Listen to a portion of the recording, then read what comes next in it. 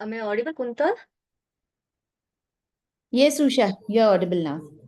Route sounds Yeah. okay. Yes.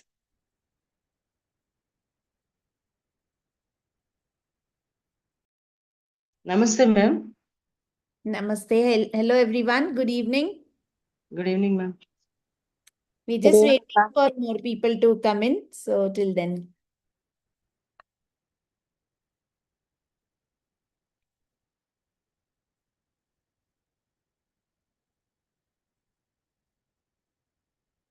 Till then, festive wishes to everybody as we are celebrating a lot of festival across country in different states. So, yeah.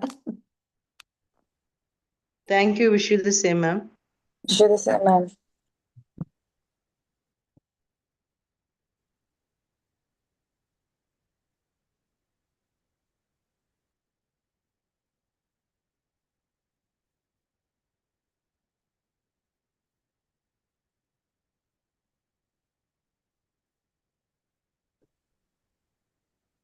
I think it's good to go. It's 4:30. So, yeah.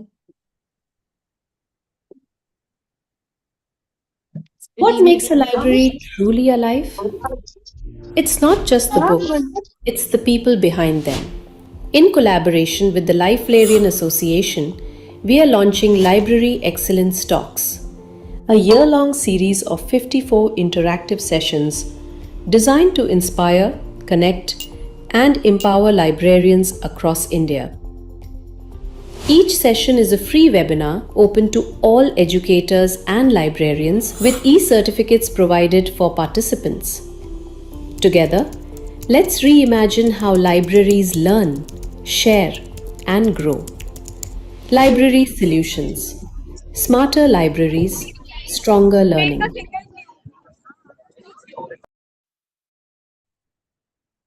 Yeah.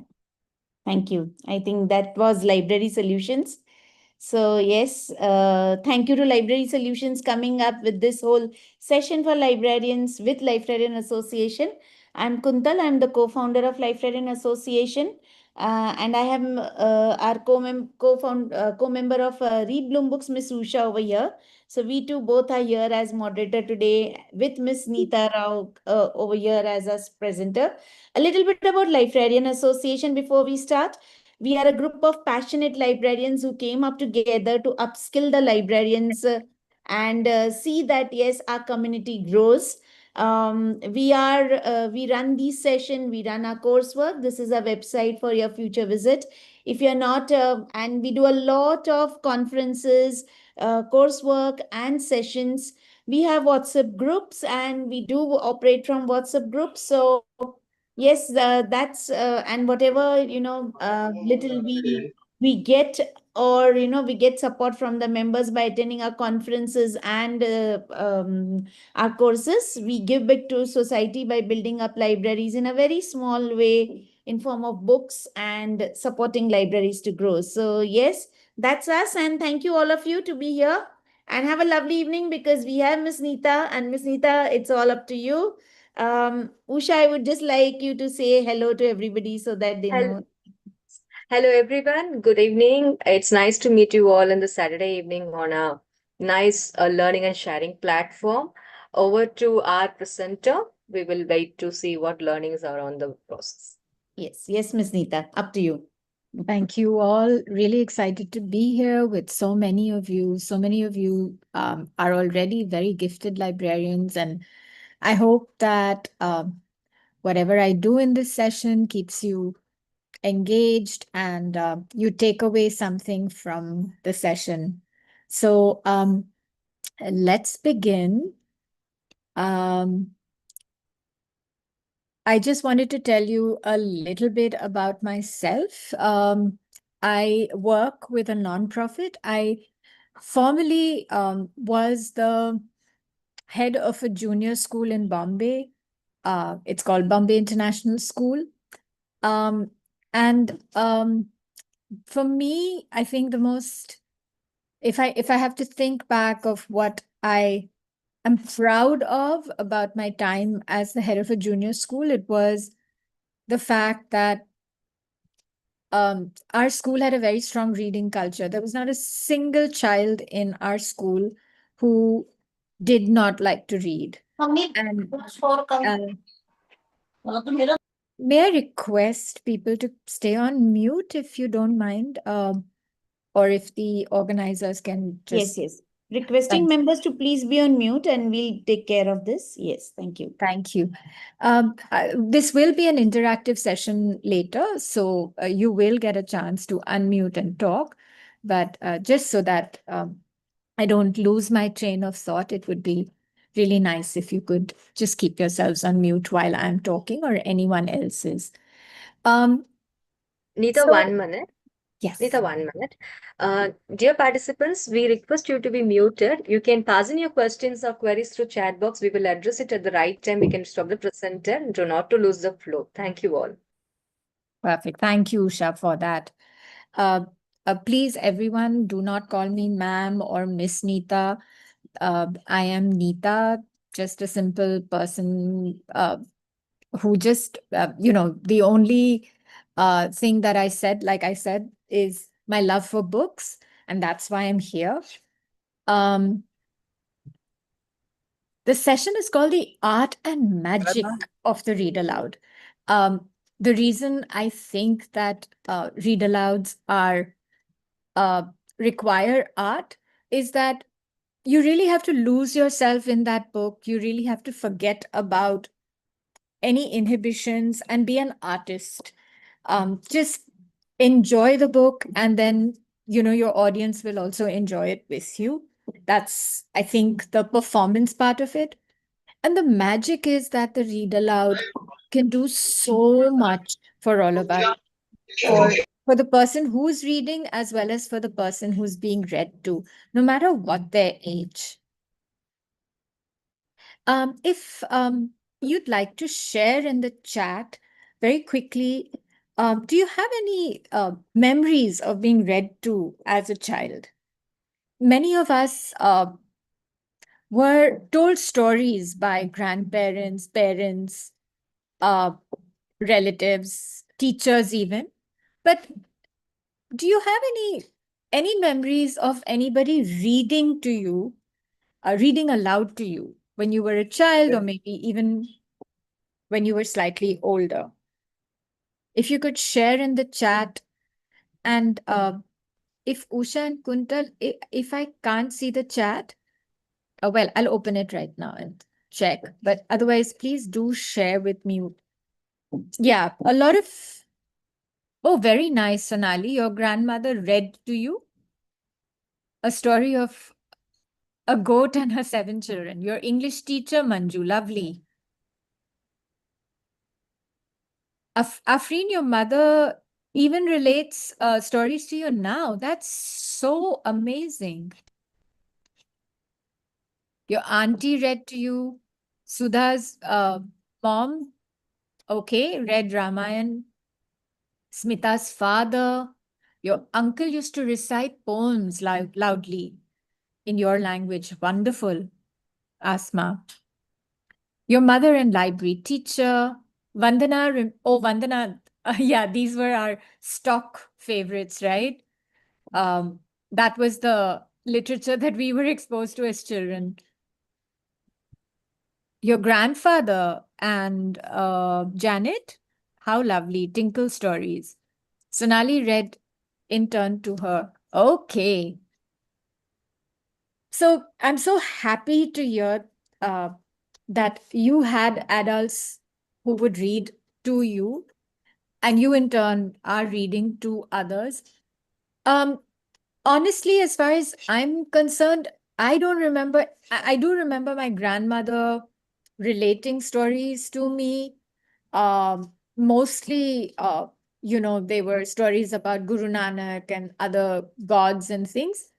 But I don't recall any adult having read to me until I was actually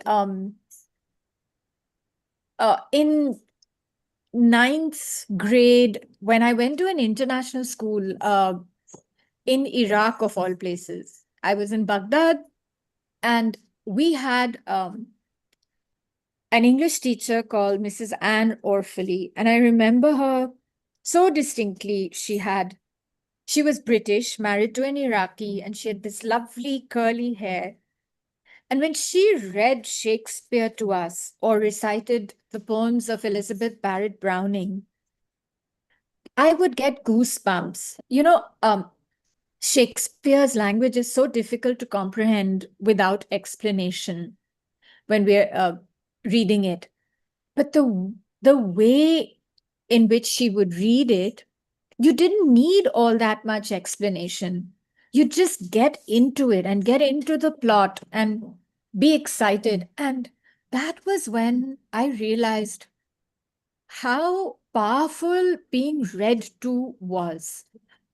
Um, and there are many reasons for that, obviously, that, when someone's reading to us, they are making meaning for us as we're listening.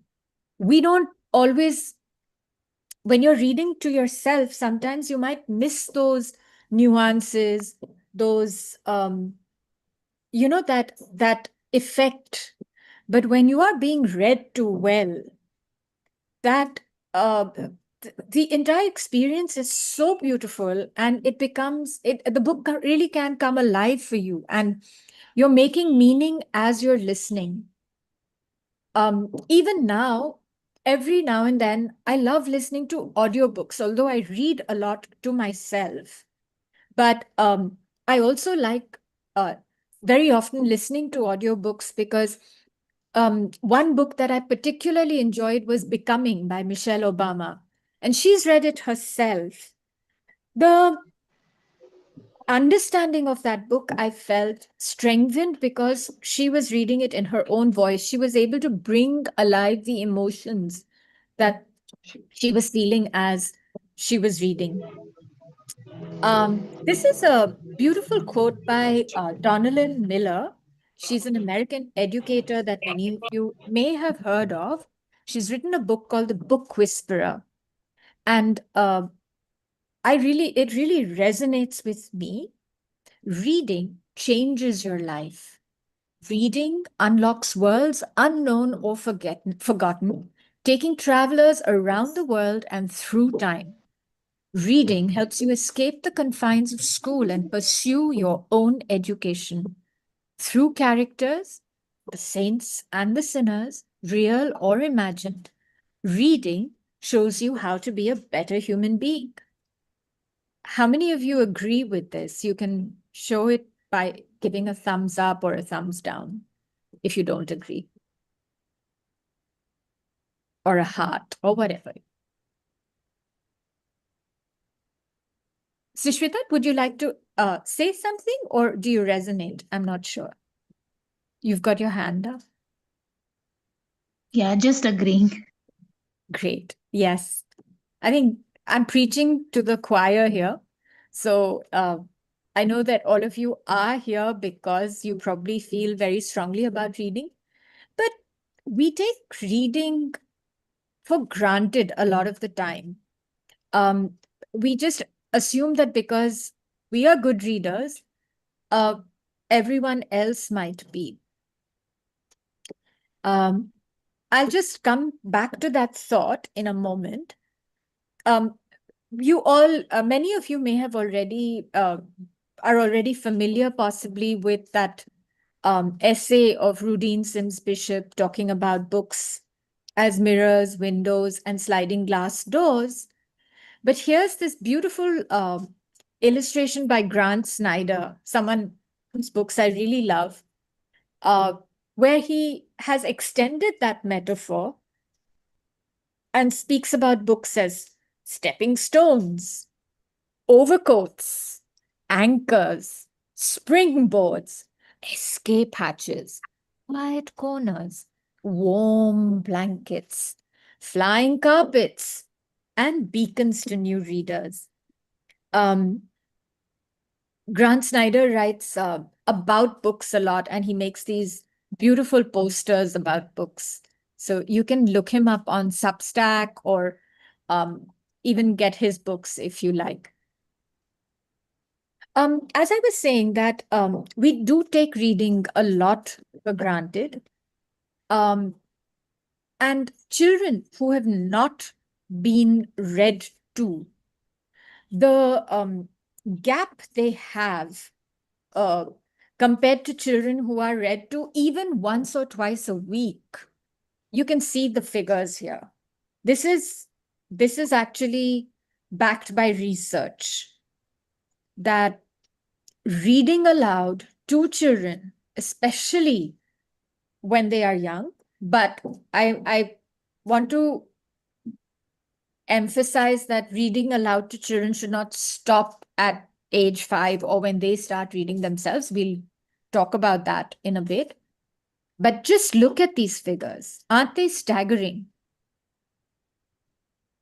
Look at the number of words children hear the more you read to them. Isn't it amazing? Now, I'm going to ask you all to go through this exercise with me. How many of you can read these lines easily?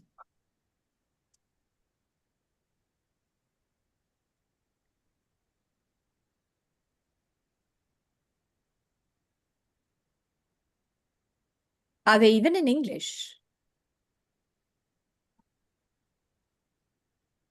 If someone wants to just unmute and speak, that's fine. It's difficult to read, right? Difficult to read. They are really difficult to read, but this is English. And this is how children who struggle with reading might be feeling when they come across print. Okay, now tell me what, maybe you can quickly put down in the chat what these words are. I know some of you might be experts at anagrams and might get them really quick, but some might. Elephant. The fourth one is elephant. This one? The last one is elephant.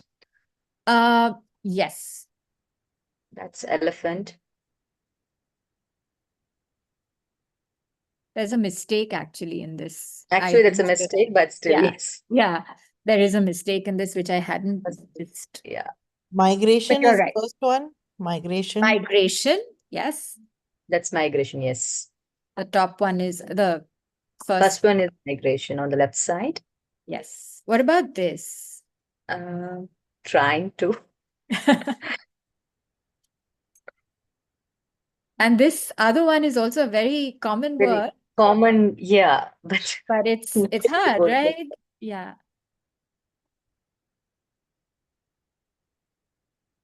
Anyone? Eclipse. The second one, eclipse.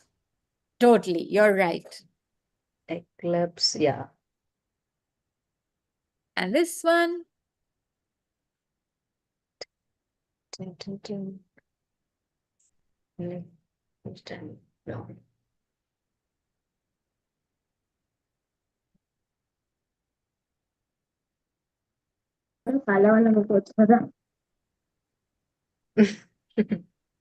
struggling? Should I give out the answer or do you want a intention? No, Vandana. It's not intention. It's C is coming. C is missing out.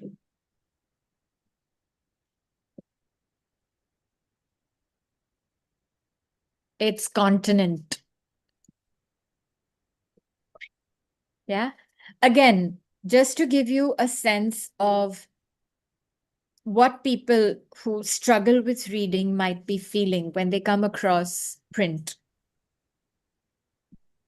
Now, on the other hand, I doubt anyone will have a problem reading this, though it looks like gibberish. Gibberish. But I'm sure if I even call up on somebody randomly, you probably can read it very easily. Yes. Who'd like to give it a shot? Yeah, I would like to give it. Please go ahead. According According to a research at Cambridge University, it doesn't matter in what order the letters in a word are. The only important thing is that the first and the last letter be at the right place. The rest can be a total mess and you can still read it without problem. This is because the human mind does not read every letter by itself, but the word as a whole. Right? Now, this, Shravani, thank you. You read it perfectly without you read it almost like it was Yeah, in the it, right it's order like a because you are a yeah. fluent reader, Yes, right? It shows that you have a comfort with the script. Now, if this same thing had been in a script that you were not that familiar with, in a language that you don't read often. For instance, for me, if somebody had done this with Hindi, I would have struggled because I don't read that often in Hindi. I read, and my Hindi reading is a bit more laborious. It doesn't have the same automaticity that English does. So for anybody who's from, and you may be bilingual, trilingual, and very comfortable with different scripts, but if there is a script that you're not very comfortable with, it will be an effort to read. But this is the advantage of gaining automaticity. Now, here, this is the last little puzzle I'm putting before you. Not that many, this is in English. Again, can I request somebody to read it and tell me whether anyone in this audience is able to really understand what this sentence is saying? And Supriya, I would request you to stop annotating, please.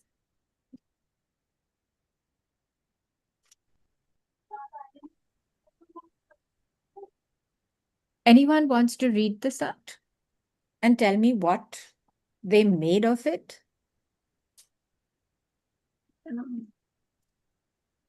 माही माही बताओ क्या important है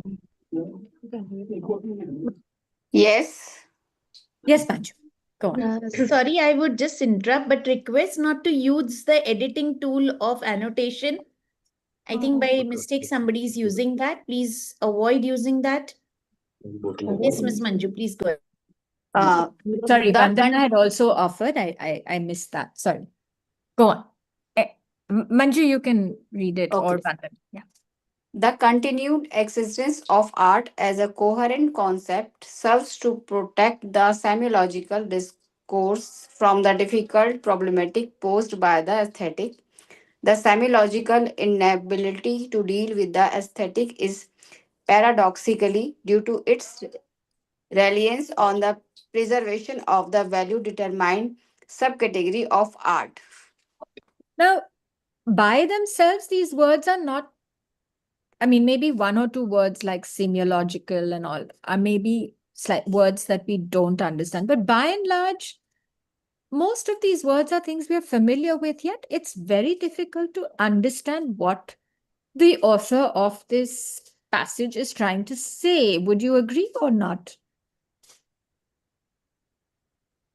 Yes. Yes. Yeah, because we do not have context.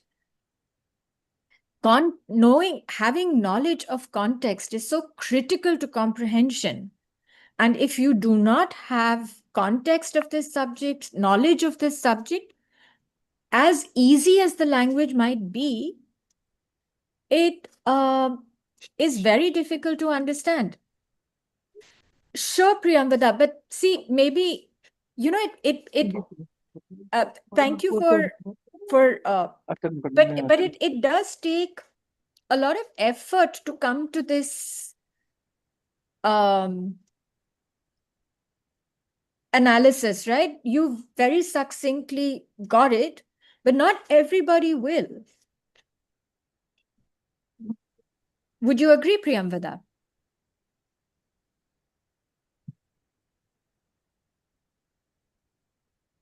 Thank you. There are so many factors. I'm sorry. There's so many factors affecting reading comprehension.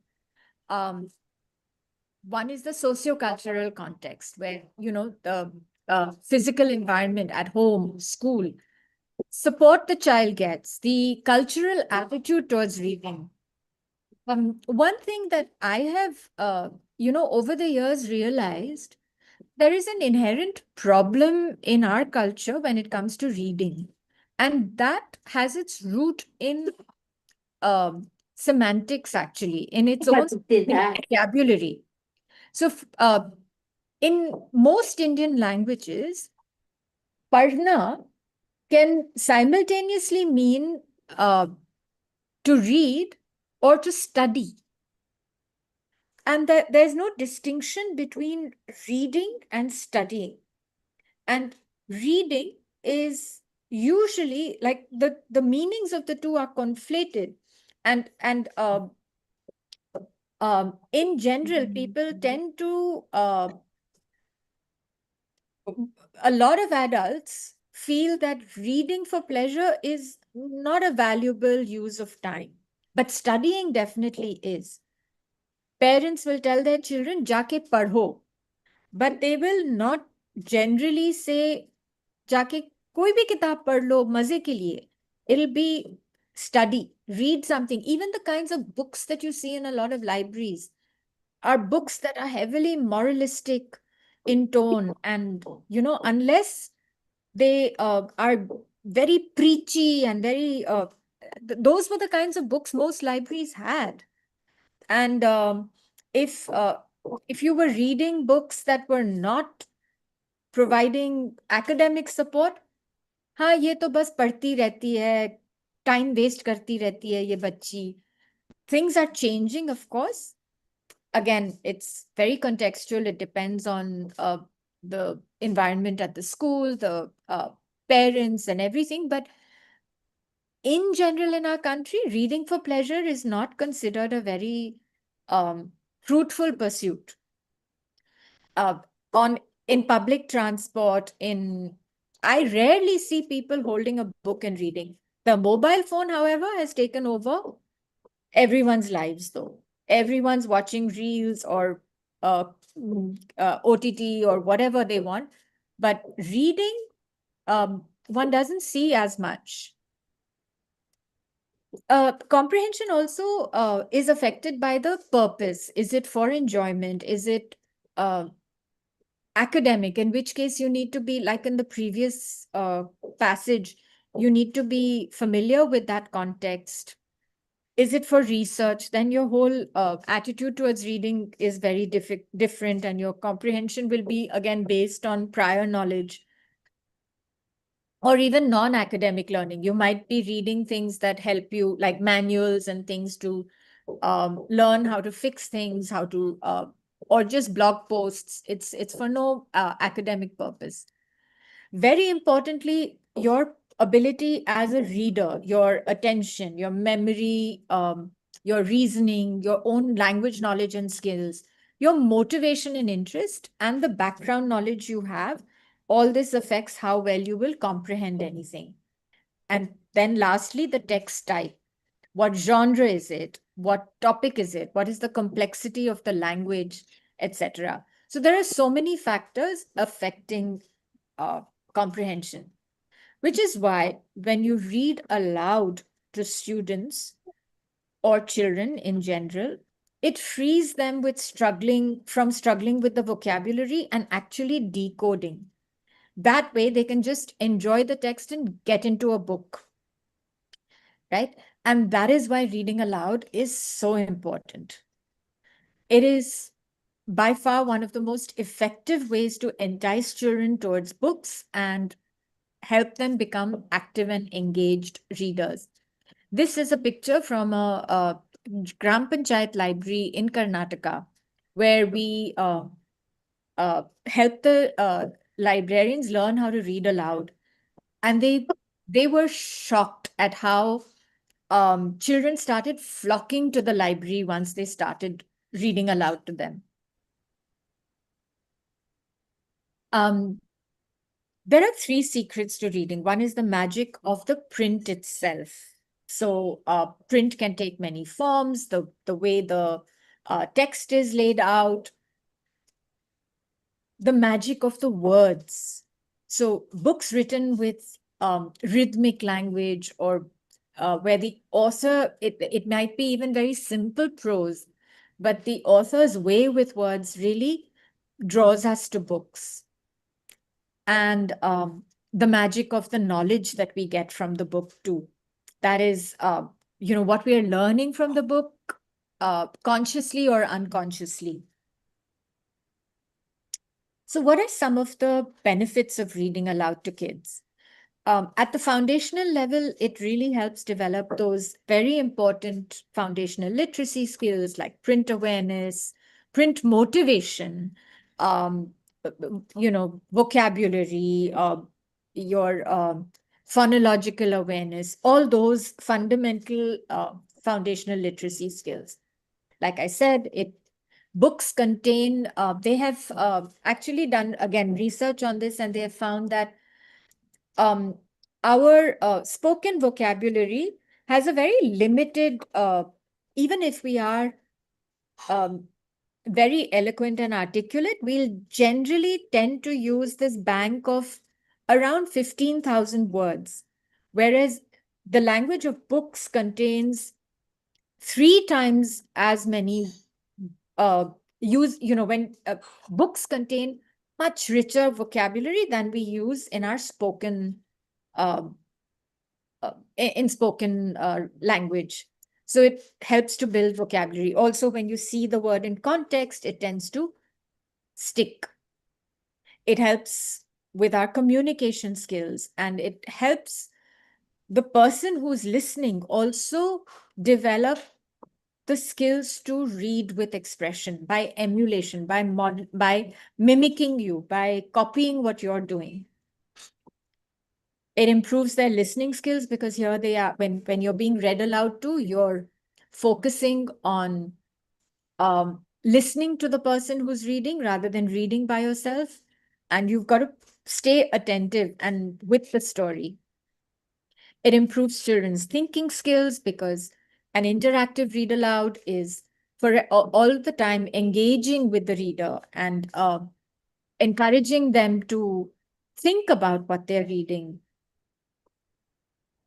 It develops their imagination and knowledge of the world, because books, like we said earlier, are not just mirrors, but they are windows and flying carpets and all those things, sliding doors. So it helps us gain so much knowledge. And because we give them the context while we are reading, it helps them also learn about so many more things than if they were reading themselves. Books can also help develop social emotional skills and also self-regulation.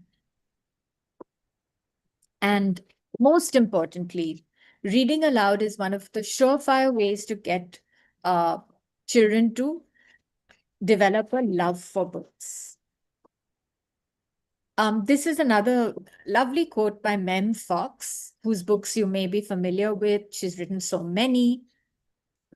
Reading aloud and talking about what we are reading sharpens children's brains and helps develop their ability to concentrate at length, to solve problems logically, and to express themselves more easily and clearly. Stories they hear provide them with witty phrases, new sentences, and words of subtle meaning.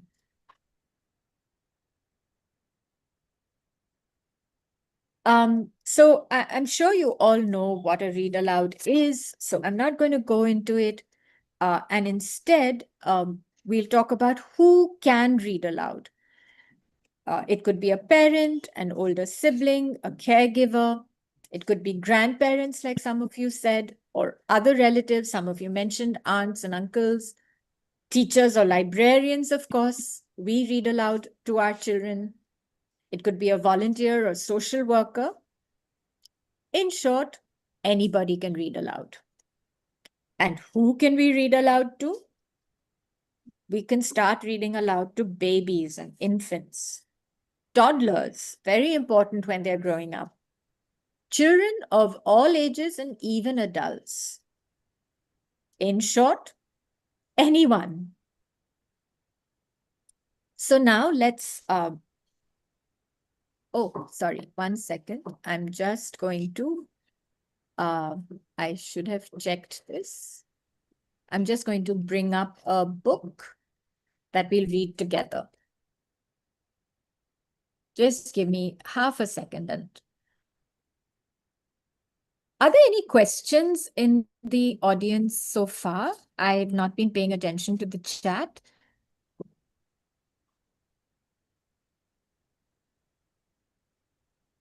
Yes, Divya. So far, not in the chat, Neeta. Ratna, we'll come to your question. Is this possible for higher grades in libraries? If so, how? Yes. Divya, you didn't have a question. You put down your hand. Oh. I'm just going to go ahead and read to you from this delightful book by Deepanjana Pal. I imagine many of you might be already familiar with this book. But if not, it's and even if you are, it's really a fun book. When we look at the cover of this book, what do you think this little girl is thinking about?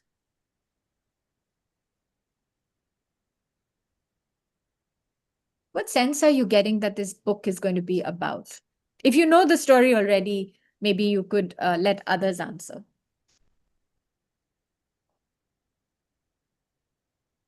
Okay, I'll just look at the chat. If we just go by the cover, Yeah, then I would, as a librarian, also link it with our library, the 5 fundamentals. Every book, its reader. yeah, But this, if you go as a lay person, I would take it as a person who's wondering which book should I read and which one would be the right topic for me, or which book would be the right one. A confused student in the library wondering which story should I take because of the limited time and the limited yeah. resource. Sure, that could be it. Sorry, it's a And total different thing. for sure, many of the audience members agree with you. She's wondering which book to read, what to choose. And from the title of the book, do you have any do you have any guesses where Puchku might be from? Which part of India?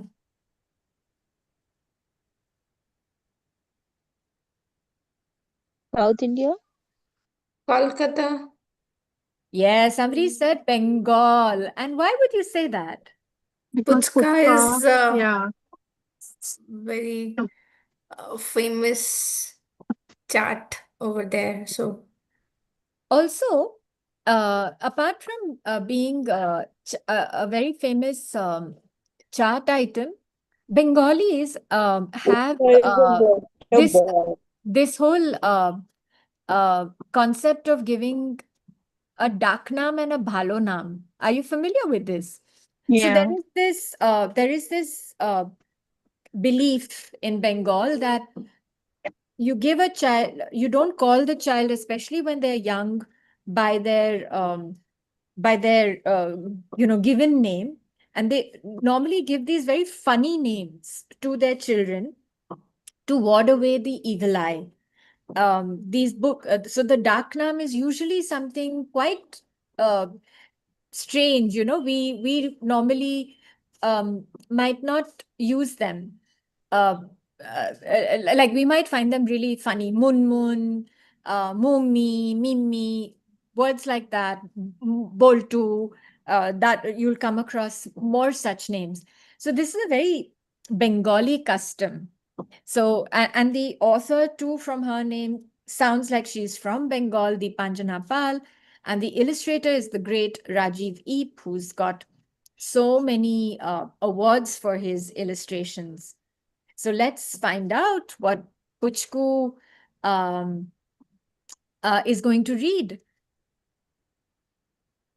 Puchku, have a bath. Puchku, eat your food. Puchku, go to class. Puchku, get on the bus. Puchku, do your homework. Where is Puchku? Where do you think Puchku might be? What's your guess?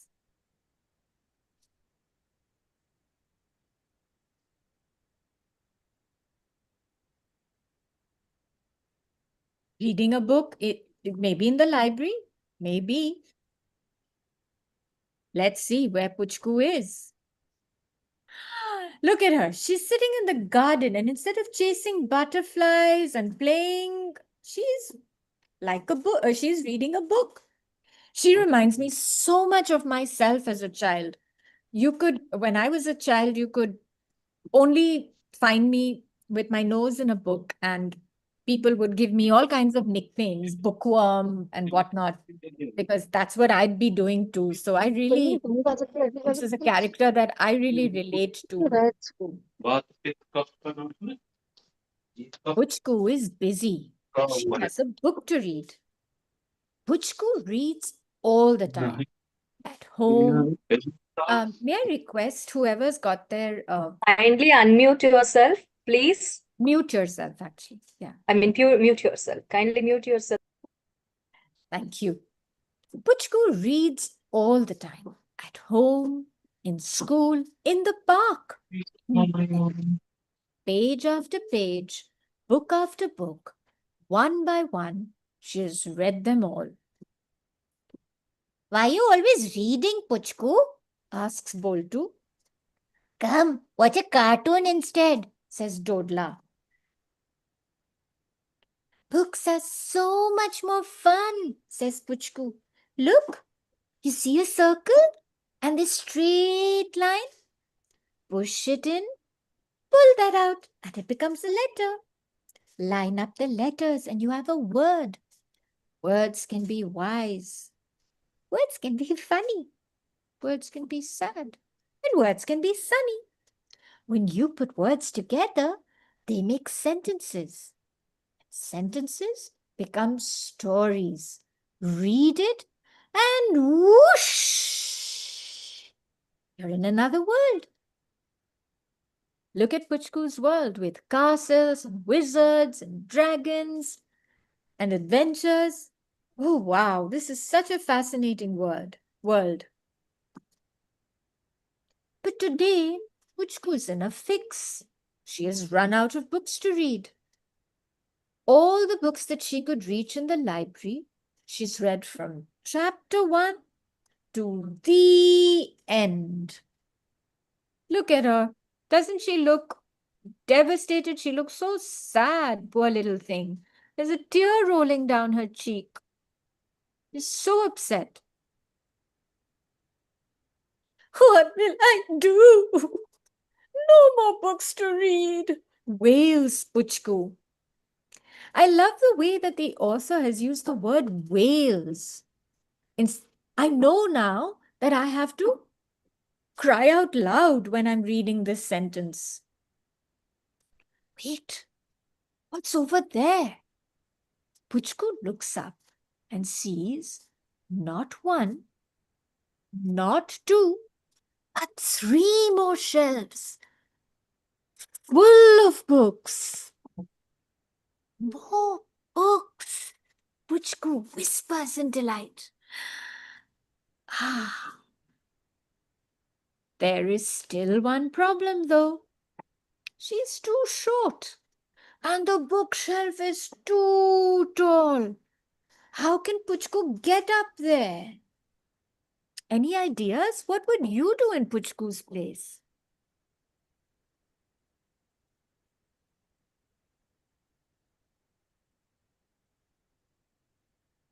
How do you think Puchku might get there? So she's making a plan now. She's drawing all these figures. Figure 1, figure 2, figure 3. Maybe she can use a washing line. Look at her. Here she's used the washing line. Or Ma's sari to climb. How about the chairs and tables in the room? All these look very risky to me. I don't think these are very good ideas. I don't think she's going to get there with any of these things. This is going to be a disaster. It would be really helpful, thinks Puchku, to have a giraffe at hand, even a monkey, or both. Puchku has a plan. She calls Boltu and Dodla for help. Quiet as they can, climb on top of each other. Boltu, you're heavy, Dodla complains. Told you not to eat that last rasgulla.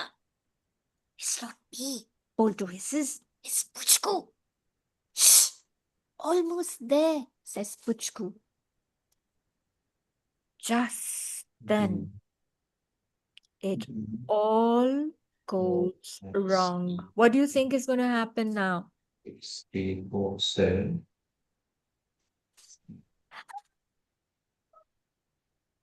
This was inevitable. Oh no. What is happening here? It is the very tall librarian. She puts Puchku down. Boltu and Dodla run away. Puchku looks up sadly at the book she almost had in her hand. Can I help? Asks the very tall librarian. I was trying to climb the bookshelf. I've run out of books to read, says Puchku sadly. Why didn't you say so? Says the very tall librarian. As long as I'm around, you do not have to climb a bookshelf. May I pick you up? Puchku nods. I'll take this and this one too, says Puchku happily. Thank you. Take this one too, says the very tall librarian. When I was small, I loved this book. You were small once? Puchku asks. Oh, yes, even smaller than you, says the very tall librarian. But then I grew, and so will you. Until then, all you need to do is ask for a book, and I'll be here to give it to you. But is Puchku listening? No, she's not. She's inside her book, through a circle and a line and a letter and another, then a word and another, a sentence and another, and now a story. Because Puchku has a new book.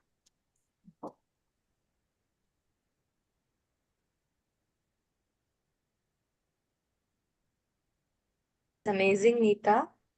It's really wonderful. Thank you. Thank you. So, now I thank you all. So tell me, what were some of the things that you noticed me doing while I was reading?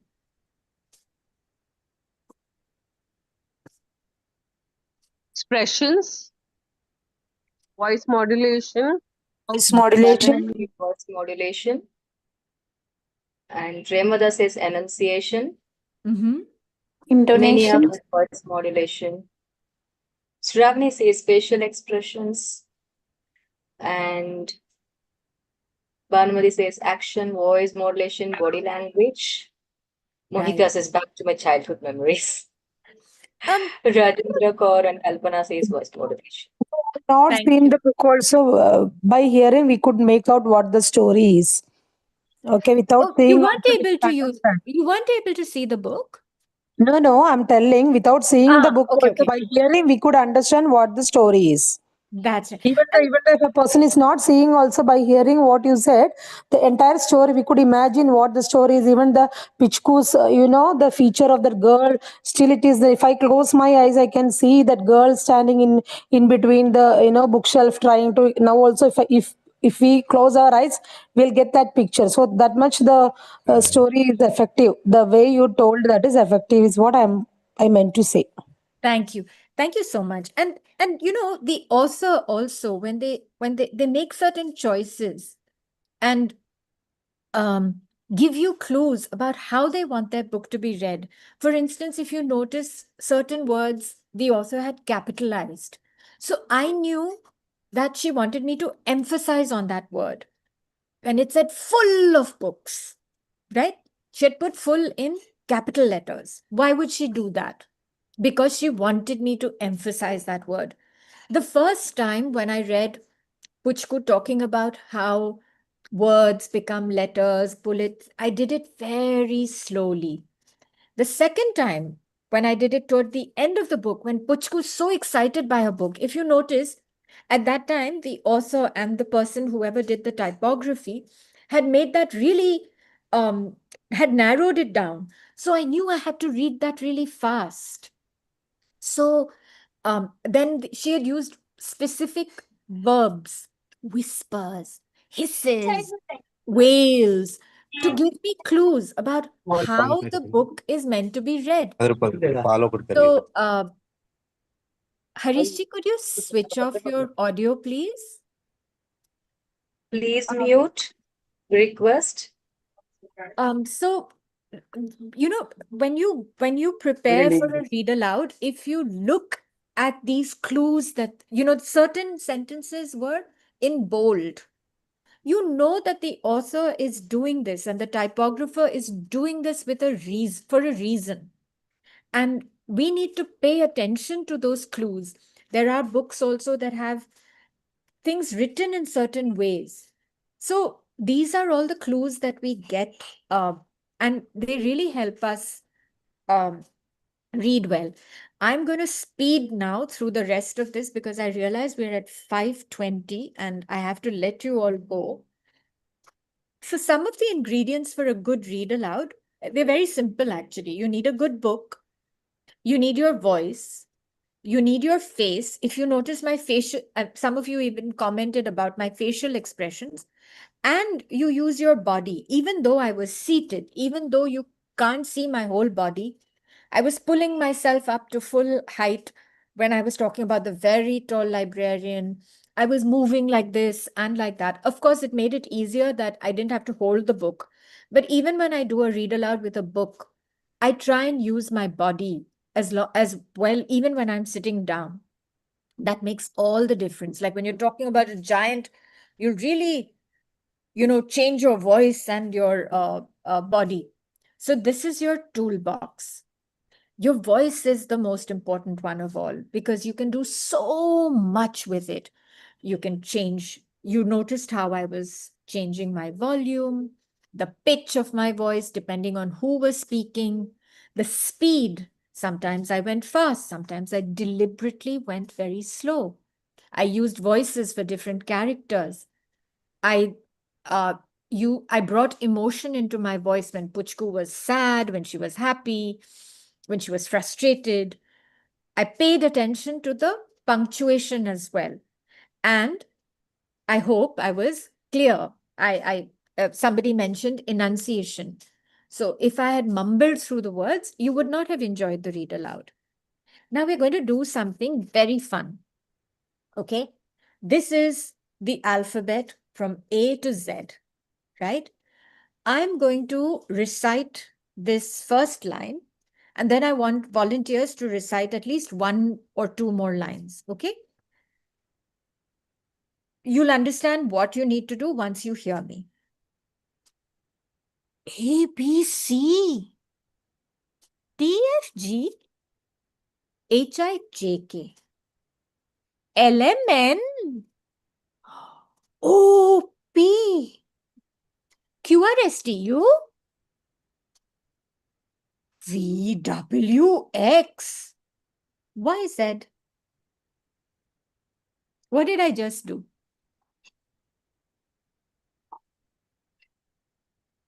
As per the exclamation marks, and you changed the pronunciation, not pronunciation, the My voice expression. modulation and expressions. And not just that, there's so many different ways in which you can exclaim, ask questions, right? So it's not just that I said A, B, C in one way. like whenever there was an exclamation mark, my questions also change. I can bring in so much expression just with changing the you can bring so much emotion into just the alphabet. It was almost like I was telling you a story, right? With the way I was reciting the alphabet. Would somebody like to volunteer and do the next line?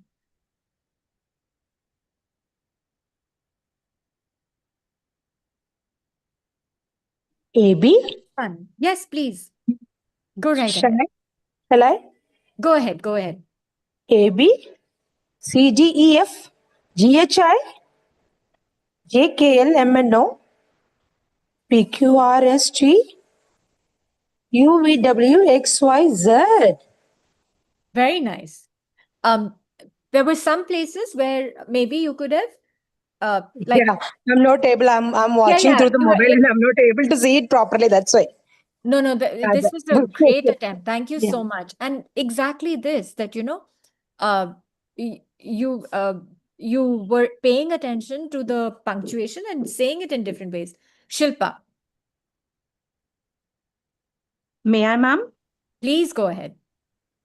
And don't ABC? forget math. Yes, Neeta.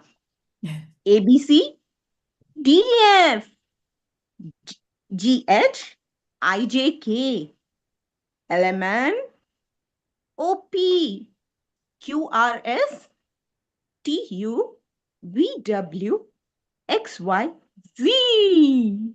Very nice, Shilpa. Anyone want to do the last line quickly?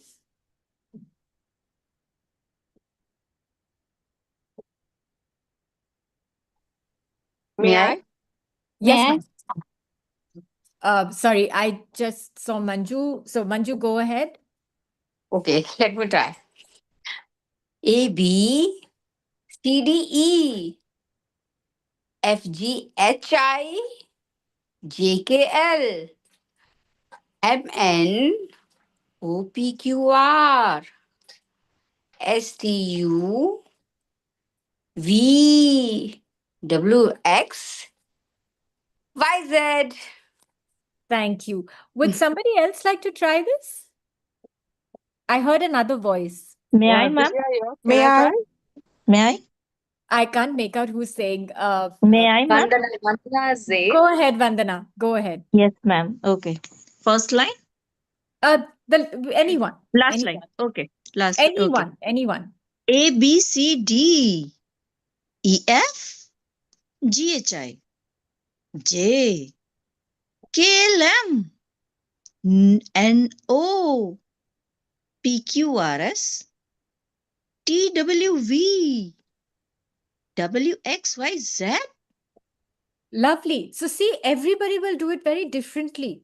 And that's the beauty of it because you bring in your own expression. Thank you all for being such great sports. Now, this is another fun thing that I'm going to do with you. This is the same sentence said in many repeated. The only difference is that the emphasis is on a different word. Now, you will see how the meaning changes as this one I'm going to read, but what you'll do is you'll tell me what meaning did you get out of it. I know we are at 5:27. If anyone needs to leave, please do, but I promise I won't take too much more of your time. I just need maybe 5 minutes extra. So up to you if you'd like to leave. I can't, I don't want to keep you, but this is really fun.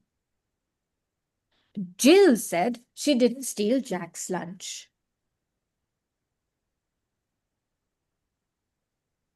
Jill said she didn't steal Jack's lunch. Here the emphasis is on Jill. So what is it saying? That Jill said it, right? A proper statement, no ambiguity. Jill said. Jill said she didn't steal Jack's lunch. Now, what is the meaning kind of changing to?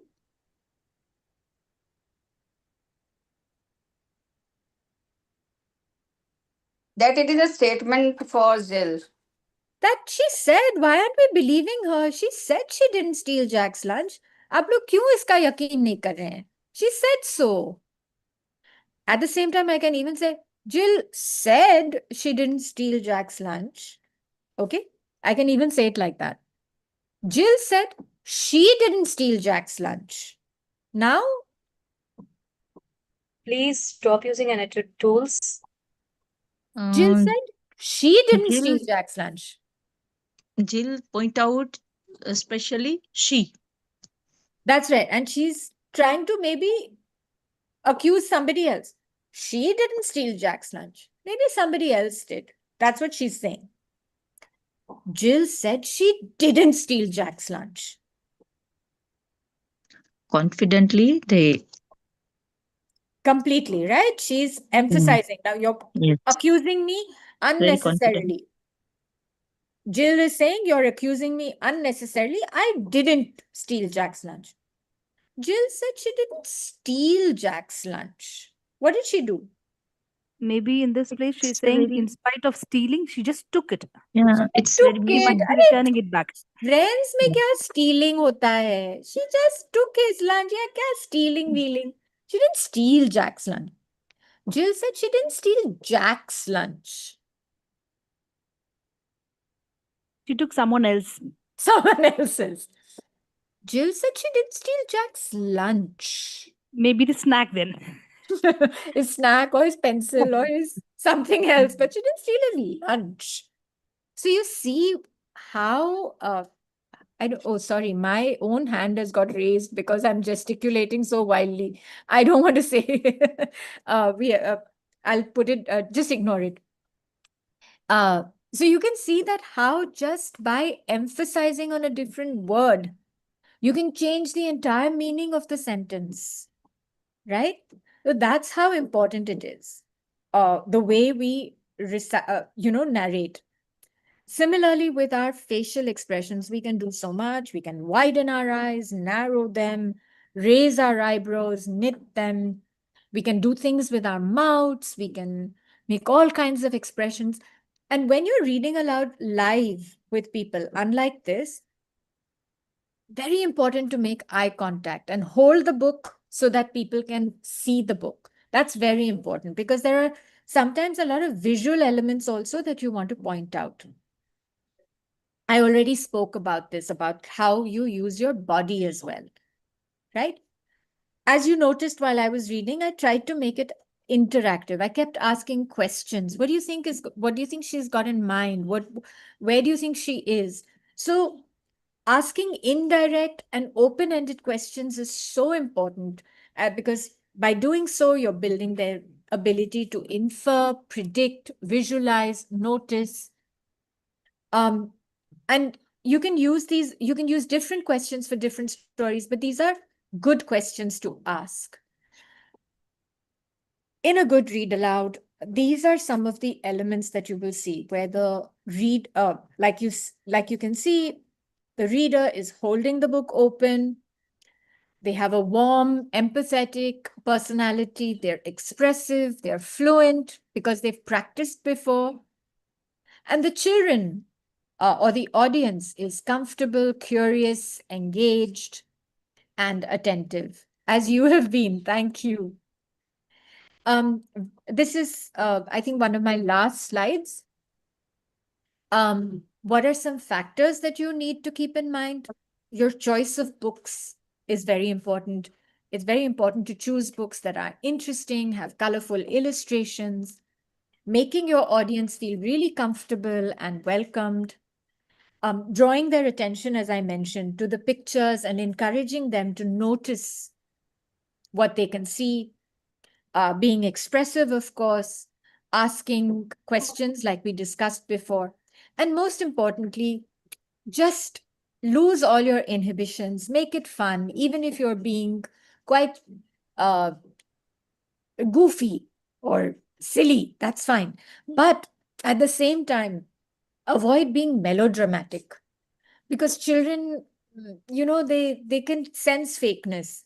So you have to keep it real at the same time. I'll end with this quote by Jim Trelease. He's written this book called The Read Aloud Handbook. It's not the toys in the house that make the difference in children's lives, it's the words in their heads. The least expensive thing we can give a child outside of a hug turns out to be the most valuable: words. And with that, 3 minutes late, but I'm at the end of today's webinar. I hope you enjoyed yourself. Thank you, Priyamvada, for those kind words. Thank you all. Thank you, Neeta. It's a wonderful session indeed. So it's okay to extend it for 3 more minutes. We enjoyed it. We didn't see the time flying out. So Thank you. it's really great, and we're happy to have you on board. We can take up the questions and answers. Participants, if you have any questions, you can drop into the chat box. We can ask Neeta ma'am to handle it. I mean, Neeta to handle it, give you responses on this. And in case you'd like to contact me after, you can reach out to me at this email address.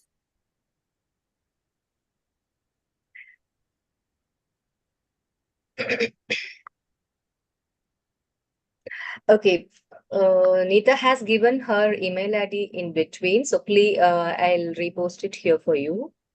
Kindly stop scrolling with the messages so that you can make note of this. Kindly make note of this email ID to reach out to her in case if you need any support. I didn't even realize there were so many of you. My God, Yes. 137 people in the. Yes, 137 people, and for everything they were giving responses. You asked from which country Puchko is about, so they were started giving like Bangalore, Chennai, and some said it could be a nickname also. Yeah, So no, thank you for being such a wonderful audience. I wish I could have got to interact with all of you much more, but yeah, thank you. we are time bound, so we are closing it. Any questions, participants? We are happy to take one or two, three questions.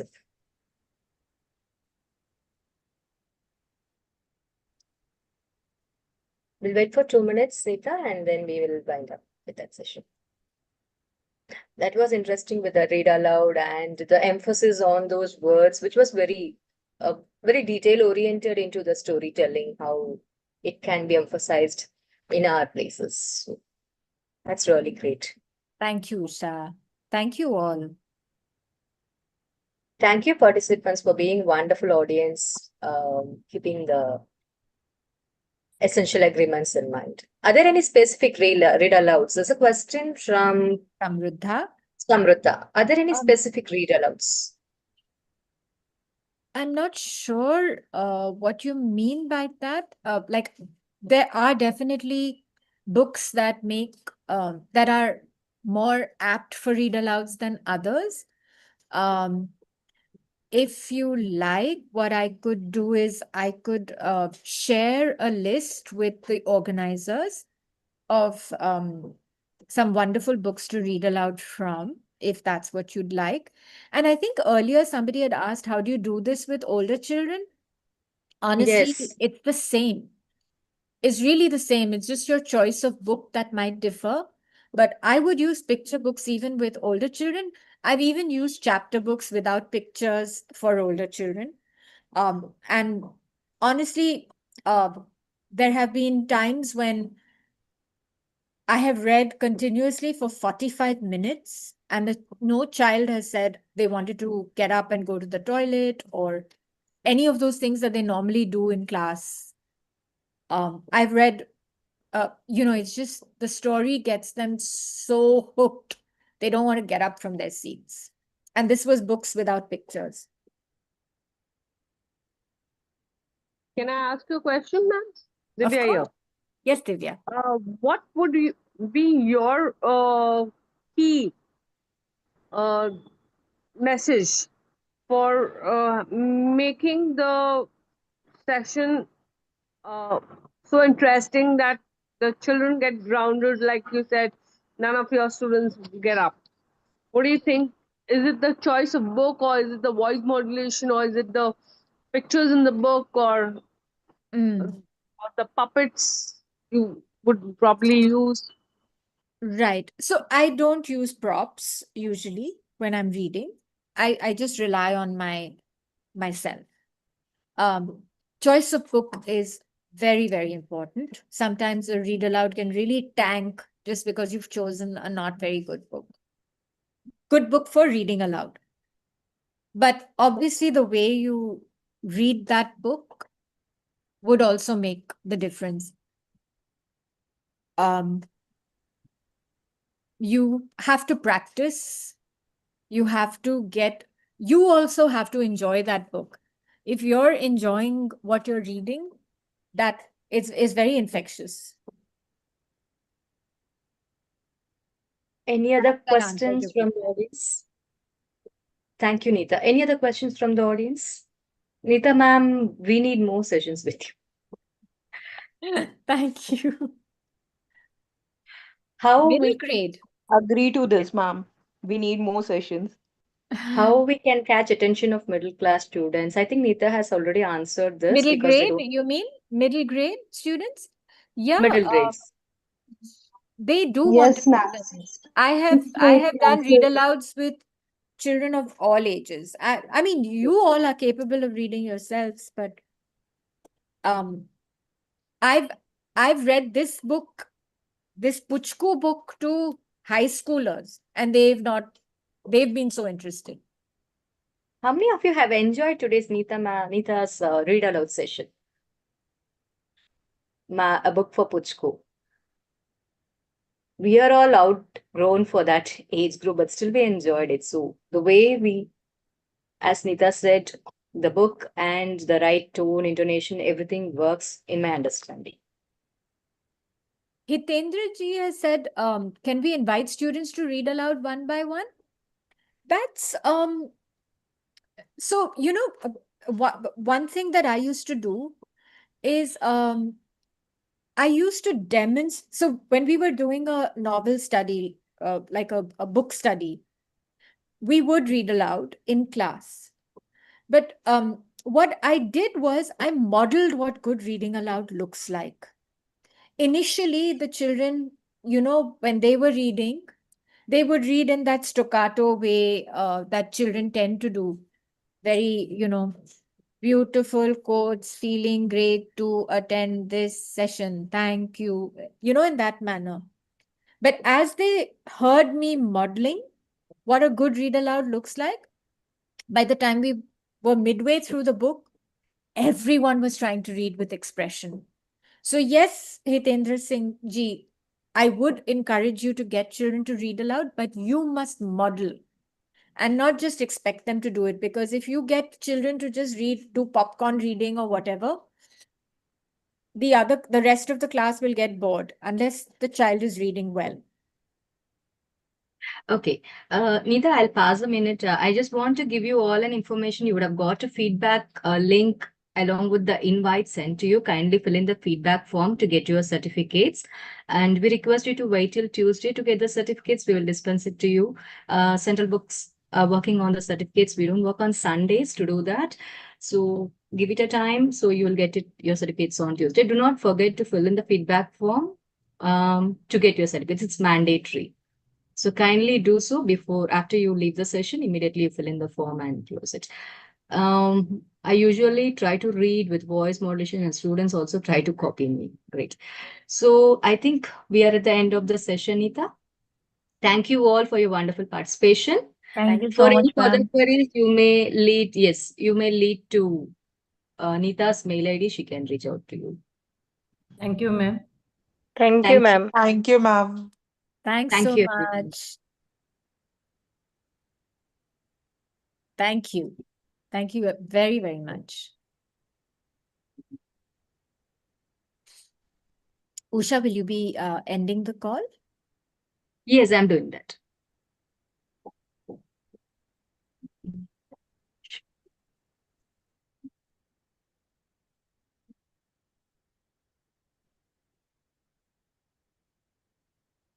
Okay,